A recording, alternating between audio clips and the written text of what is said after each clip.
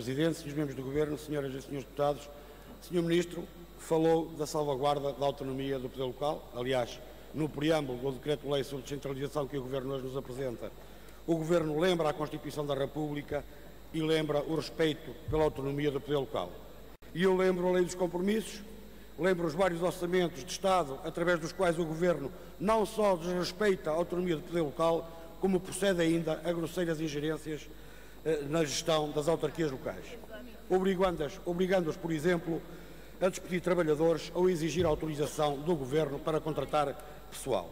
Mas também posso lembrar, mais recentemente, as 35 horas semanais. O Governo apenas quer as 35 horas para as câmaras que tenham as contas em ordem. O Governo impõe ainda que os municípios se comprometam a não aumentar a despesa com pessoal. Bem pode, portanto, o Governo falar do respeito pelas autarquias locais, bem pode o Governo falar do respeito pela autonomia do poder local, porque os portugueses já se vão habituando a esta política franciscana do Governo, do olha para o que eu digo, mas não olhas para o que eu faço. Depois o Governo fala do guião da reforma do Estado, a obra-prima do vice-primeiro-ministro Paulo Portas. Um guião que mais não é do que a expressão de vontade de ver um Estado reduzido a zero no que diz respeito às suas funções sociais. É quase como dizer, quanto menos Estado, quanto menos funções sociais, melhor, porque mais tempo tem o Governo para cuidar da banca e dos grandes grupos económicos, as pessoas que se amanhem. Ó Sr. Ministro, sejamos claros, qualquer processo de delegação de competências do Governo para a administração local tem de envolver forçosamente participação não só dos destinatários das novas responsabilidades, como também dos trabalhadores envolvidos.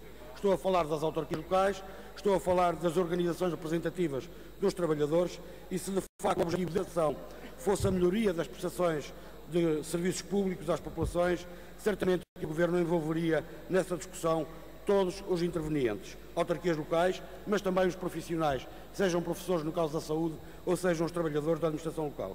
E eu gostava de saber, Sr. Ministro, se os trabalhadores da administração local foram ouvidos e o que disseram.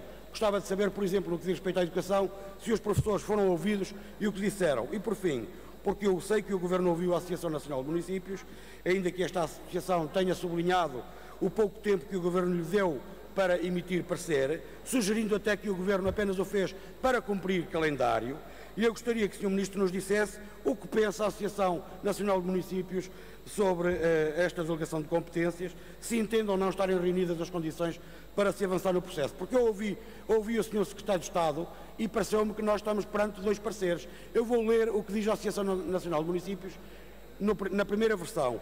Termos em que a Associação Nacional de Municípios emite parecer desfavorável. E agora a segunda, mas vou ler a segunda. Também vou ler a segunda versão. Vou ler.